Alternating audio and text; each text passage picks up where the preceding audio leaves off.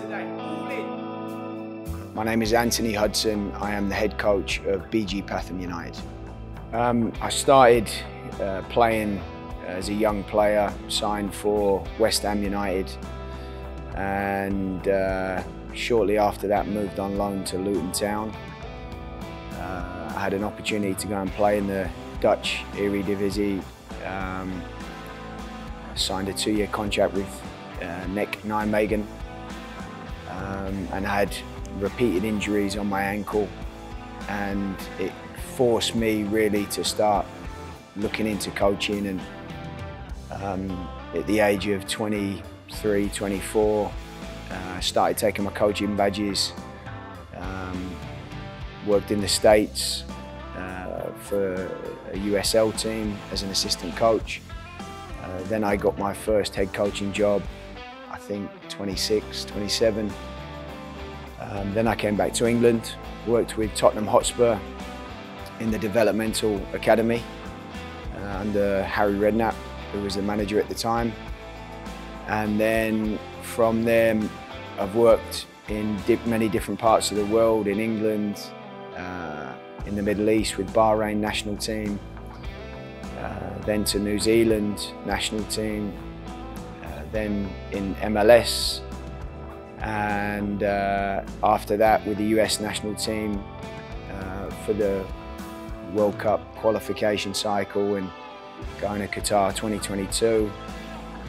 And from there took over the national team, the US national team, and halfway through my contract there I was offered an opportunity to go to Qatar, and I spent probably a year and a half in Qatar in the QSL before coming to Thailand.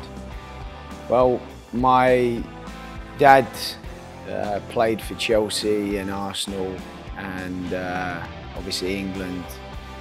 He also played for Stoke City, and that was where I spent a large part of my childhood. So as a kid I used to go to Stoke, and it's probably the first place that I really fell in love with football, because the fans up at Stoke were incredible. The atmosphere at the old Victoria ground, and as a young kid experiencing that was what really made me want to be a footballer and play in front of fans like that. So I've always followed Stoke. It's been a team that you know, I'm very close to. But I wouldn't say I'm a fan of any particular club. As I've become a coach, I've more followed teams that I like watching play, or managers that I respect and appreciate their work. And along my coaching journey, especially in my younger years, I've always gone and all around the world and Europe and South America to go and study and watch coaches work and learn from different coaches. So I'm more a fan of teams that I like their style of play and how the managers get the team to play. Yeah, working with Harry was, first he's a great man, really good with the players, good man manager, and I think most of all his teams played really good football. You know, I've been wherever Marcelo Bielsa has been, whether it's Athletic Bilbao, Marseille, with the national team, I've always gone and visited him and spent time watching his teams train. Went to his home in Rosario, and he's someone that had a big influence on myself as a young coach. But I would say over time, they've all been very unique experiences. Bahrain was culturally an amazing experience. Obviously winning a Gulf Cup there, qualifying for the Asian Cup, but just a great experience. They've all been very unique. New Zealand was again very unique, very different culture, you know, very proud country. The Kiwis are, you know, good people, honest people, I'm very, very proud working with the likes of Winston Reid and Chris Wood, you know, and many other really, really good players. And again, the US was another, you know, a different experience because, you know, we had a majority young squad of young, talented players, you know, Pulisic and Weston McKennie and Gio Reyna, Serginho Dest, and all these guys. So it was, you know, a very, very elite environment and a great journey through the qualification process. American players are, again, honest players, very proud of their country. And I think, you know, whenever you're in an environment like that, it's a real privilege to be a part of and to work with. Well, the opportunity came about because I'm close with the head coach, Greg Berhalter, who brought me in as an assistant coach. And I would say, firstly, Greg's a fantastic coach and created a really, really, you know, high performance culture. And it was a fantastic journey through the qualification period because competing in CONCACAF is tough, especially the away games. Going to places like Costa Rica and Honduras and El Salvador is really, really tough games, tough environments, but also amazing experiences. I think the biggest experiences that really were amazing games were the games against Mexico, you know, the finals of the Nations League and the Gold Cup, which we won. They were great moments, great performances, you know, big wins, and then obviously the World Cup. I think whether you're a player or you're a coach, I think you always dream of going to a World Cup and just being, you know, working on that stage, that world stage, and to play against obviously England and you know, Holland, and you know, they were, you know, amazing moments. But just to be a part of the World Cup, to experience it, was something very, very special. I think for me, you know, when I was a young coach, and I'm still young, but I've been coaching a long time, and when I was younger, learning from lots of different coaches and going to visit lots of coaches, work, you know, spending time with Mourinho at Madrid and Alex Ferguson at Man United, and going to watch all the David Moyes when he was at Everton, and just going all around Europe, Ajax. And I think when firstly you have a love of the game. You know, you watch a team play and you say, that's how I want my team to play. And then after years of experience and watching managers work, and then you start to really solidify what you want and what you believe in. And so for me, I want my teams to play attacking football.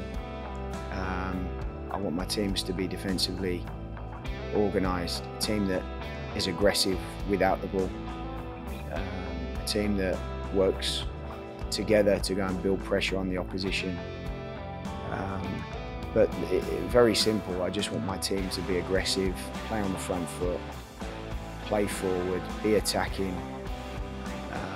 and most of all, I want to win. Yeah, it's something I've always been interested in because having played against the national team of Thailand, with New Zealand and Bahrain, and then, you know, working in New Zealand, following the A-League and the Champions League, I've always really been interested in the region, because I feel there's an honesty about the players here, and a willingness to, you know, to work, and potential to really develop a team here. So the opportunity came up via my agent. They asked if I'd be interested. We had a meeting with the club. I obviously did my research. I'm sure they did the research on me. And a lot of the feedback I got was that it was a club that was incredibly well run. Obviously the facilities and the setup is top level. And then after watching the games of the team, I could see a huge amount of potential and quality in the squad. And I felt it was a group of players that could really do something special. And since I've been here, I don't know, 2 weeks, I've yet to see anything that proves otherwise. I feel the decision to come here has been a really good one. I've been really happy. Well, we played the national team. It was a long time ago. And one of the players actually mentioned he was involved in one of the games. But we played with New Zealand in Thailand, but it was somewhere far away. And it was a really tough, I just remember it being a really tough game. The conditions weren't great. But I just remember both games being very tough. With Bahrain, we did really well. New Zealand, it was really tough, and that sort of stuck with me. Just the intensity and the work rate and the speed and the willingness of the team just to keep going was something that was really impressive. And since then, I've always followed the national team and obviously, follow the Asian Cup and watch the team in those tournaments. So I'm familiar with certainly the national team. I think it's everything. I think you try and speak to as many people as possible that know either the club, the league, people that have worked here before. When the conversation starts, you start watching the games in a more general way, and then when the conversations start progressing, you then start looking a little bit more in detail at individual players and really looking at the squad and seeing is this something that an opportunity that can be a good fit for both of us, for myself as a coach and also the club. So throughout that process and the period that we were talking and then going back and watching previous games, I was convinced that, first of all, there was some real quality in the squad. There's players in the squad that are comfortable on the ball and comfortable playing football. We've got some good midfielders that are, which is something that's important to me, that are comfortable with linking play and taking the ball off the back line and breaking lines and progressing the attack, and that was something that was really important. I think we've got a lot of players like that, which is important. And so I just felt the makeup of the squad was something that I felt could be a really good opportunity. Well, I think we've had 2 games and maybe a handful of training sessions, and then of those training sessions, 2, 3 have been walkthroughs. Which is, I think, when you're trying to implement a way of playing and certainly an intensity, a standard of how you want to work, it's very difficult to do that in a walkthrough. It's the sort of stuff where you need a pre-season or at least a full week. It's impossible to do in a walkthrough. But I think the players have shown in a short space of time, their understanding of what I'm looking for. I love how they've tried to apply it in the games. and overall I've been really pleased. And I think the biggest thing of which I've said to the players a couple of times now, I see an honesty in the group. I see players that care, and I see players that when they play, the honesty in terms of, you know, giving everything they've got. You know, if there's a tactical mistake, it will have been an honest mistake, which I can accept. But that's something that I've been really impressed with.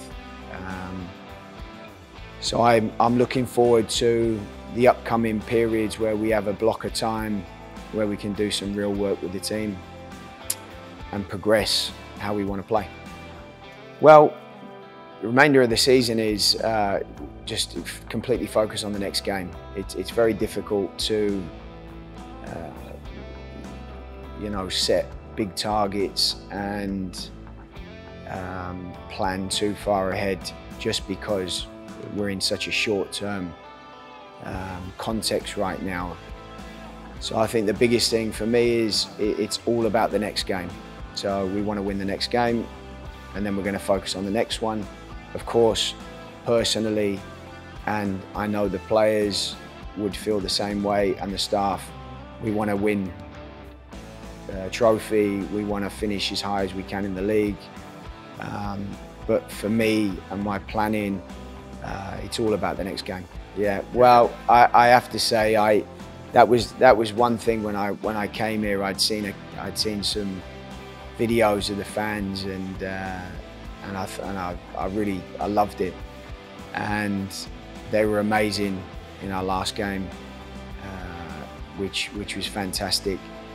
And all I want to say to the fans is, look, we're going to do everything we possibly can to make sure that we give the fans a team and performances that they are excited to come and watch.